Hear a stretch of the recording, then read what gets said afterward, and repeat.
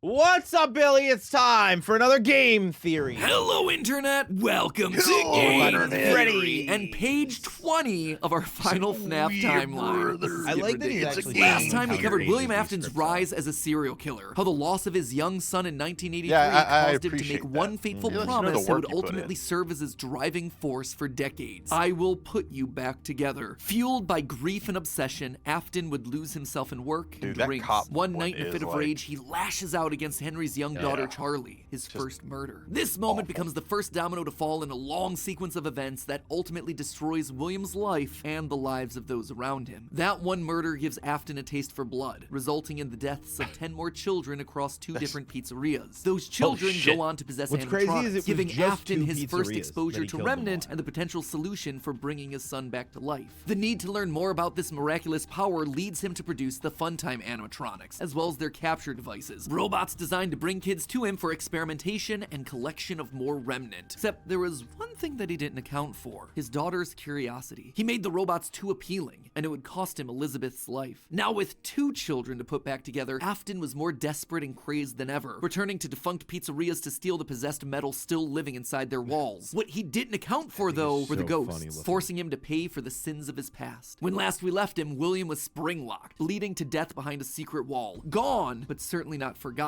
as we're about to see in today's video. Today we're finishing up chapter 2 of our story, wrapping up the Afton era. Over the next 6 pages, we switch our focus to the other main character of the franchise, Mike, a young boy dealing with the fallout of a stupid childhood decision with tragic consequences. A young man whose life is best described as collateral damage, caught in the blast radius of William's whirlwind of destruction. Now, before we begin, let me just rip off the band-aid now. We won't be finishing the timeline today. I know, I'm sorry, I wanted to, but covering FNAF VR, AR, and Security Breach wound up taking me an additional 9 AR game? Yeah, there's an augmented reality I one? made you wait long enough for this part, so I just had to make the executive call to break this one up into 2. Don't worry, that part is already written, it is already recorded, it is just in the process of being edited. It is a hefty episode. So mark it on your calendar, that one's actually going to be going live on March 25th. It's also coming complete with a live talk back where we go back over everything from the past couple episodes, as well as having ourselves some very special guests. So overall, that one should be a lot of fun. Fair warning though, the conclusions we've reached that solve Security Breach,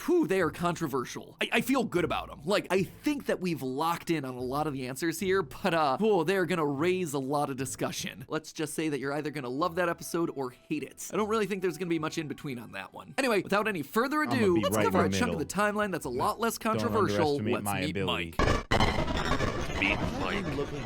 William still wasn't back. Weird. Michael knew his father sometimes traveled for work, disappearing for days on end, but usually there was some sort of notice, a phone call, a post-it, something. It's not like Michael and his father were close, far from it, but as a household of 2 suffering men coping with years of tragedy and loss, there was at least some element of communication between the 2 of them. They were united by a name and a shared pain. This time though, things felt different. William had left nothing. His absence was longer. There were no check-ins, no updates, just silence. Something had happened. If there was one thing Michael knew about his father, it was that he had contingencies, safety checks, backup plans. His father was a careful and guarded man. He held his cards close to his chest, and as such, William had prepared him in the event that something like this ever happened. Normally, his father kept his home office locked, but in the event of an unexpected, prolonged absence, Michael had been instructed to enter his father's office and look behind an empty set of shelves mounted in the corner of the room. Rolling his eyes, Michael entered the office. He never fully understood how William was able to spend so many hours of his days locked up in here. There was just nothing to do. Most of this place was empty. He dragged himself over to the shelf in the corner, expecting to find an emergency contact list, a family safety deposit box. But what he actually found there was completely unexpected. Father, it's me, Michael. I did it. I found it. It was right where you said it would be. The shelf swung open and revealed a giant industrial elevator, one that led straight down into an underground bunker. But that was impossible. I think the ballerina one is inside his creepier childhood than the... home was a secret entrance to an enormous underground science lair? It didn't make any sense. Seriously, it didn't make any sense. And yet, here it was, mapped directly underneath the floor plan of the house that he'd grown up in, lost his brother in, been tortured in. Michael thought that he'd known his father. father, a prideful, sad, angry Can I get a man quick with pause? petty everyday. I think this is like one of my favorite things in like every time something like this happens, to where it's like there's these giant underground layers underneath like a normal house or like Yeah. a building or something like that. And it's like I've talked about during like the Conjuring reaction, right? Like the in between moments of like, you know, how like the demon gets back to like where it was, or the possessed doll gets back to where it was. Like the same, like just the construction crew building these things. And it's like, Well, I hey, wonder what this is about. yeah, hey Roger, why are we building this 40,000 square foot lair under this guy's like suburban home? Right. I don't know. I just got the blueprints, Reggie. It's also like, was it built? Was it probably built best like, we don't ask questions. like when was it built? Like, yeah, like did he find the lair and then he built his house over it? Like, I assume at some point this had to cause like a bit of commotion. Well, would I mean, say, just like, think you about know, this, right? Man's built a multi-million-dollar lair. Yeah. With a house that's like $200,000 on top of Yeah, it. see, Like, that's the thing. Yeah, the Fazbear he saw out of his window, that wasn't a Fazbear. It was actually the construction workers getting off for like their shift and going home. their night shift. Clearly, he'd been living with a stranger this entire time. His father had secrets. Suddenly, the days of William being locked inside of his office made sense. He'd been here the entire time. Where was here, though? Was this Circus Baby's Entertainment and Rentals? The Circus Baby restaurant always did seem to I be a hate that deeply name. personal project for father. A failure of his that cut unusually deep, especially after that first location had to be closed prematurely due to the gas leaks. After that day, father really did seem to change, to lose himself even more in his work. Clearly, the entrance he had found was some sort of secret back way into the facility, one that required crawling through vents to navigate. His father had been working here, but in secret. Why? And that's when he found her. At the end of the facility, Circus Baby, his father's pride and joy. Except something was different about her. She wasn't like the others. The way she talked, the stories she told. This wasn't just a robot. She was alive somehow. And not only was she alive, she also felt familiar. There is something bad inside of me. I'm broken. I can't be fixed. Will you help Had me? that Was this conversation before. his sister? William's baby girl? But how?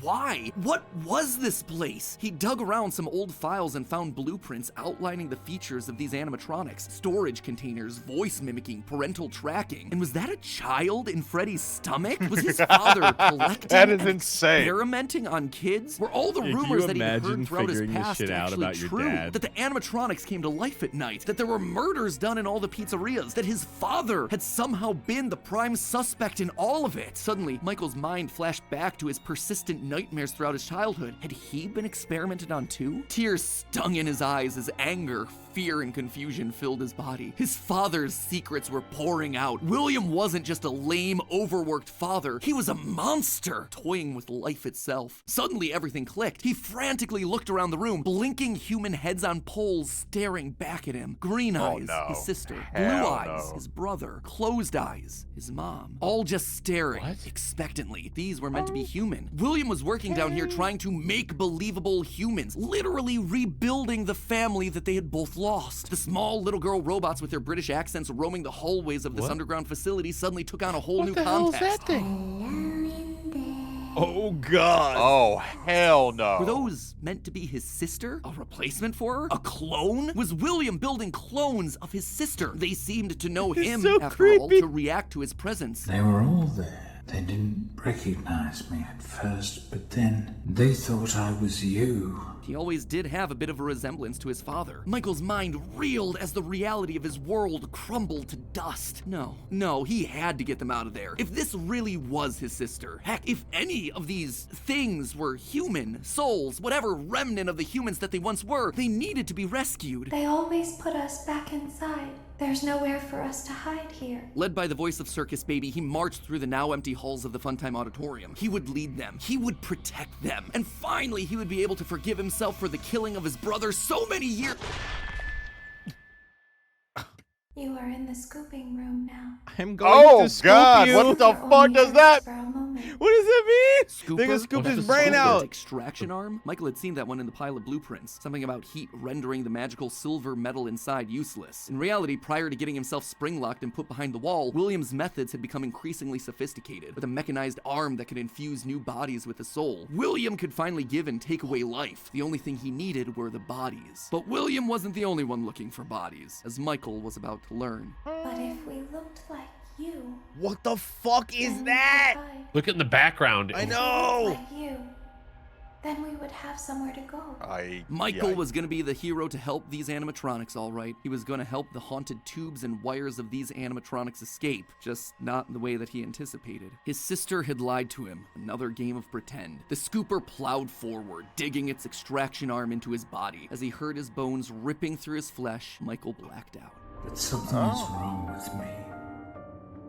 I should be dead, but I'm not.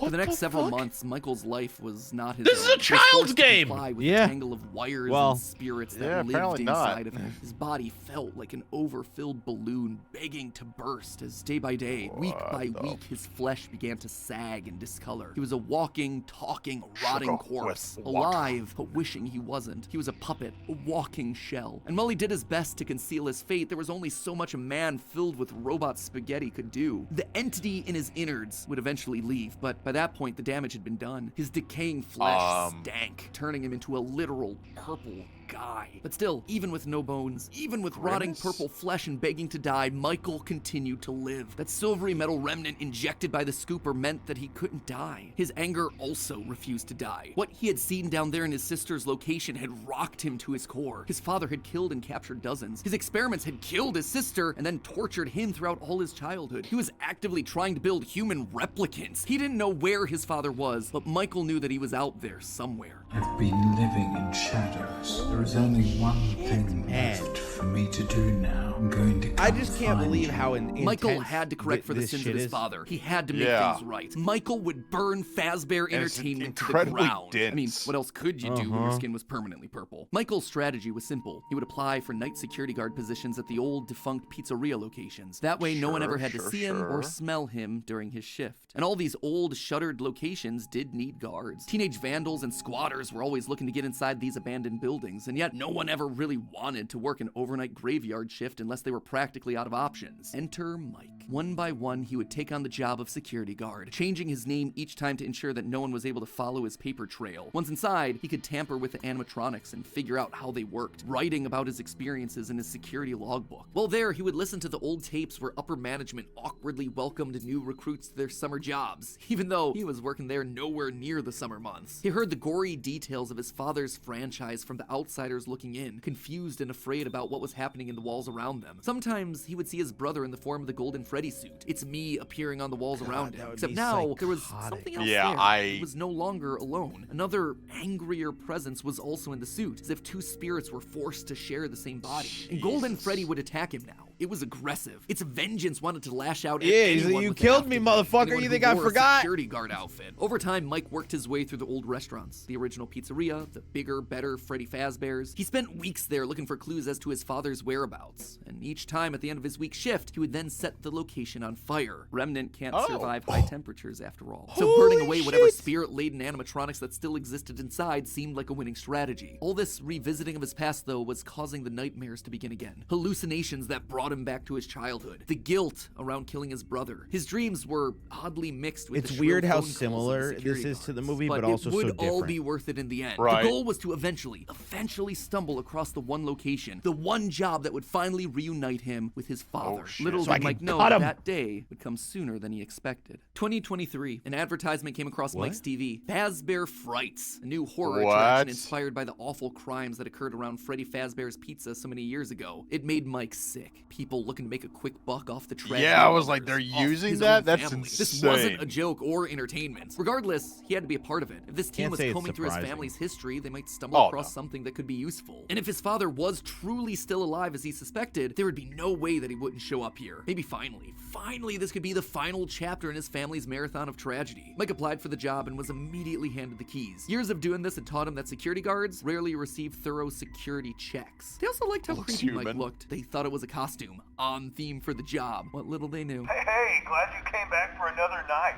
I promise It'll be a lot more interesting this time. For weeks, there was nothing. Thanks. But just as Mike considered giving up, he received the call that he'd been waiting for years. You're not gonna believe this. We found one. A real one. Could this finally be him? Sure enough, there he was. William inside his iconic golden Bonnie Springlock suit, only now it was green and decaying with age. And there they were, a small family of broken men finally reunited. It's been a long time, Dad. Mike had always struggled with the phantoms of his past haunting him, but now all the animatronics he'd encountered over the past months, hopping from pizzeria to pizzeria, suddenly sprang to life. Their burned faces haunting him as he tried to keep track of his father on the cameras. It would seem that William's mere presence had put the spirits on high alert. Ultimately, they were harmless, more annoying than anything else, but there was one that felt different from the others, one that was more than just a mere phantom. The security. I think that might be the creepiest one we've seen so far. If he looked at the cameras at just the right moment, he could see it floating there through the halls. He could even see its reflection in the water pooled on the ground. It would seem like he wasn't the only one there on a mission. While he was dealing with Springtrap, Michael assumed that this one was likely dealing with the spirits of this place, finally setting them to rest. Hopefully this means a happier day for all of us, Mike thought to himself. And in that moment, he felt the air around him release, like pressure being let out of a bottle. The building sighed, as if 5 spirits had finally been allowed to move on. He had the sense that his brother was a part of them. He rigged the wiring inside the building to misfire, and the dry, desiccated walls erupted in flames. It is How the fuck is there another part after Except this, dude? it was not. Somehow, through sheer force of will, Afton remained. He God had survived, damn. and Mike This had to man find a got new way that of dog finding his in him. father. Luckily, the solution would present itself later that year. Not from Mike, but from another How? victim that had been left in his father's wake. We're talking about becoming a Fazbear Entertainment franchisee. Restaurant ownership and management. Something almost anyone can do with a limited degree of success. You are now the face of the newly rebranded Freddy Fazbear's Pizza. Fazbear Entertainment as a brand had been closed for years. William had been stuck in a suit and a wall. Surprised after what the fuck happened there. Bring the franchise back was Henry, but Would he you even largely want pulled the out of the franchise rebrand around the time of at his that father's point? disappearance. Something was up. Surely, Yeah, this where had to be has some Henry kind been of a like all trick, this right? time? Mike, doing what he did best, applied for a franchise and immediately got the job. There was just one thing out of the ordinary. Paragraph 4. If you are playing this tape, that means that not only have you been checking outside at the end of every shift, as you were instructed to do, but also that you have found something that meets the criteria of your special obligations under paragraph 4. No employment contract he'd ever signed required him to keep special lookout for independently moving animatronics outside the restaurant. Now he knew something was up here. Henry was luring them all back. Rather than trying to go to them, like Mike had done for years, Henry was doing the opposite. He was putting them all under the same roof. He was finishing them off. Become for creepy. good. You can Mike tell knew how this it's wasn't progressing. meant As to be they a restaurant. It creepier was and meant to Yeah. be a prison. destroyed everything. Just the decaying a of locked the... box meant to trap them all in so they could finally end the madness. It took a few nights, but eventually everyone was there. His father, the puppet, the robot spaghetti that had once violated his body, and his sister, now hopelessly devoted to serve the man that had once gotten her killed. It was time. He had been instructed to seal the doors and leave, That may be but the while he locked saddest everything one. down, he didn't move on. If this was truly meant to be the end, if the remnant needed to be washed away, he needed to be a part of that. This is where your story ends. And to you, my brave volunteer, who somehow found this job listing not intended for you, although there was a way out planned for you, I have a feeling that's not what you want. I have a feeling that you are right where you want to be. And to you monsters trapped in the corridors, be still and give up your spirits. They don't belong to you. For most of you, I believe there is peace and perhaps more waiting for you after the smoke clears. Although for one of you, the darkest pit of hell has opened to swallow you whole. Hell yeah, that's wild. And with that, Don't it was keep over. the devil Afton waiting, Legacy old died friend. With all of them trapped inside of a literal box. As the flames danced around the office, Mike, for the first time in decades, was happy. But he did But say this William was the end of the wasn't done Afton yet. era. Although the so- darkest pit of hell was open and waiting for him, something or someone wouldn't allow him to move on. Instead, he found himself locked in moments from his past. The pizzeria, his son's room, his underground bunker. It was as if his brain's neurons were all firing at once, founding overloaded, titan. mixing and matching all his biggest fears, regrets, failures. What was this place? How did he get here? He called out into the silence. Then they started coming. Without warning, animatronics, both new and old, began to jump out at him, bite him, rip him limb from limb. The pain was immeasurable. Make it stop. Make it stop. William, for the first time, longed for death, an end to this torture. Just as it felt like he couldn't take it anymore, everything was quiet again. It was as if the world had been reset. There was a brief moment of quiet, and then the onslaught began again. Dozens of faces from his past all focused on him. A waking nightmare that he couldn't escape from. More pain, more ripping. It was his own personal hell, but why? Why couldn't he just die? And then he saw them, a group of characters he never thought he'd see again. Those janky, stolen characters that had started everything. The mediocre melodies. It had all started to go wrong once they showed up. Once Henry had made them. But mixed in with their obnoxious southern drawls, William heard something else. It was barely a whisper, but he could just make out the words. He tried to release you. He tried to release us. But I'm not gonna let that happen. I will hold you here. Dude, the whispering I will keep you so here. creepy. No matter how many times they burn us.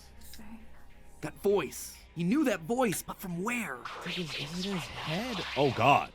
Greetings from the fire.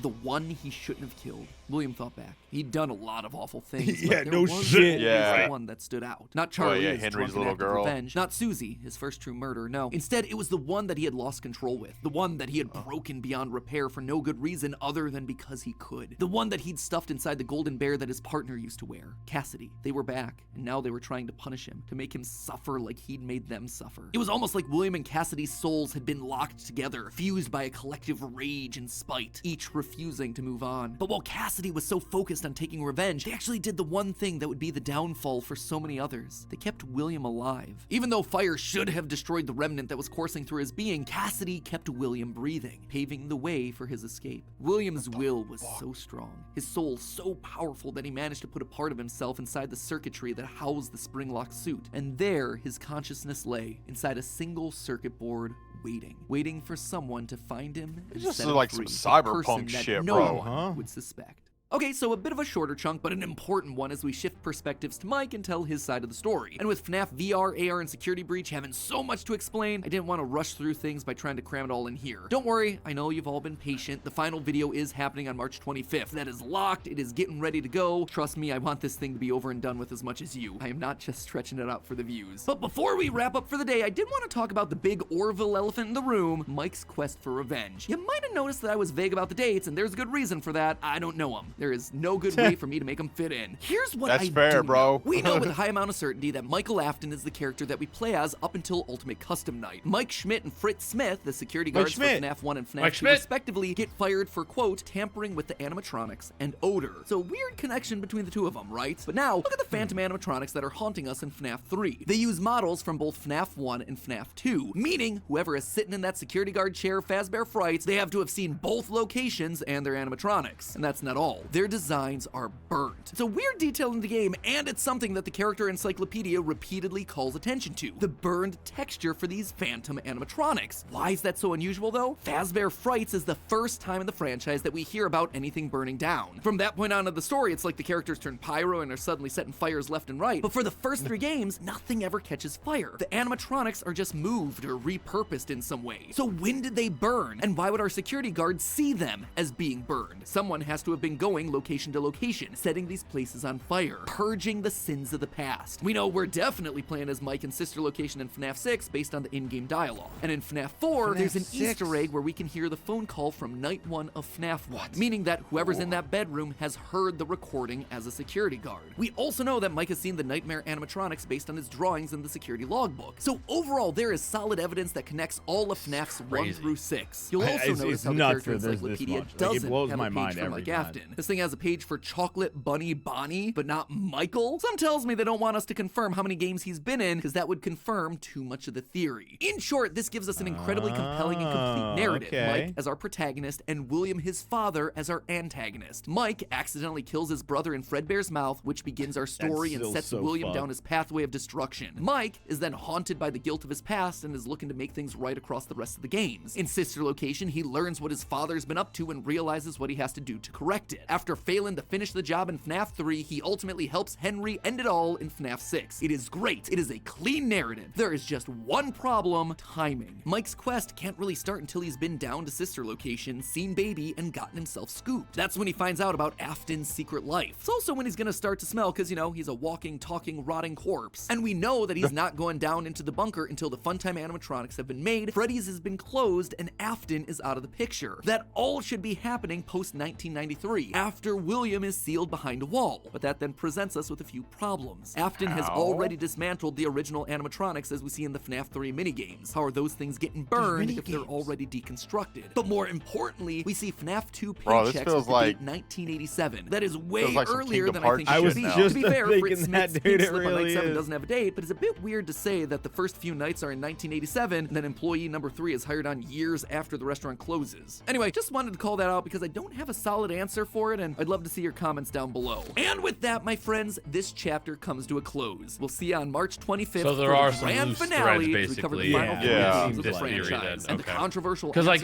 it does like those games were trying to tell us. Until then, I get it when it comes to video remember, games though. It's tough to maintain a timeline. You know, when it kind of comes to that stuff, especially like a game like this, because this is like all internet generated. There's a lot. Right? I mean, we know there's 6 games. There's AR, VR, security breach, and like you were saying with the Kingdom Hearts thing, as weird as it is, it seems like the VR, AR, and all that shit is connected. Like everything's canon apparently. It seems all canon. It seems the books are canon too. Like, well, that's why I asked in the last video, like, does the community have like the faith in his ability to like make this story cohesive? Because I think even in the first video, Matt Pat was mentioning like the timeline, the times are like weird, like because like either like when all this was happening, because like they mentioned like I think it was like one of those things like in the 30s or something, right? Like even like with like a circus that he went to, and it's like, dude, how fucking old is this guy? I mean, I wouldn't be surprised if like this is something, right? Like dude thought up but didn't like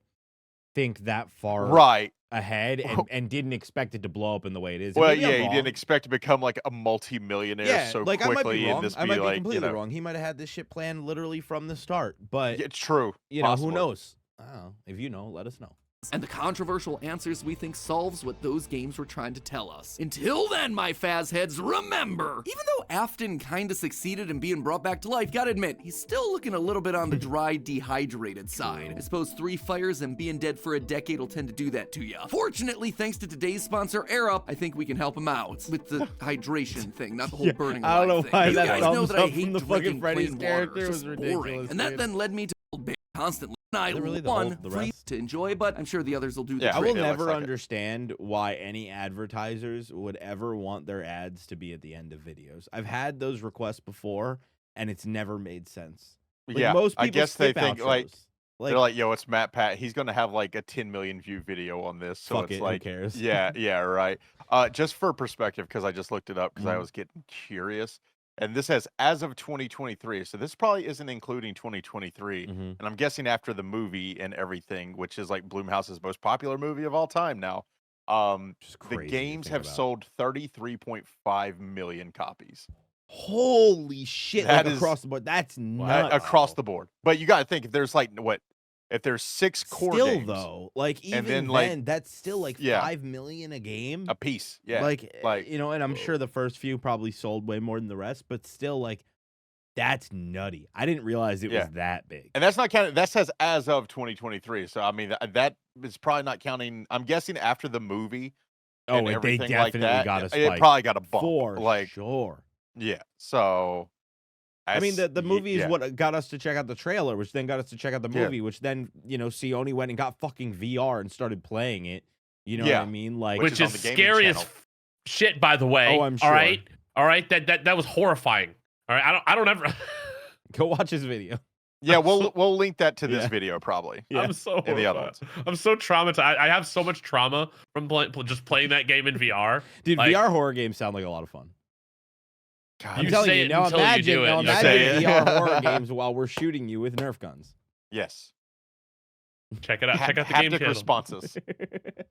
Thanks for watching, Billy. We'll see you in part 4. Bye, Billy.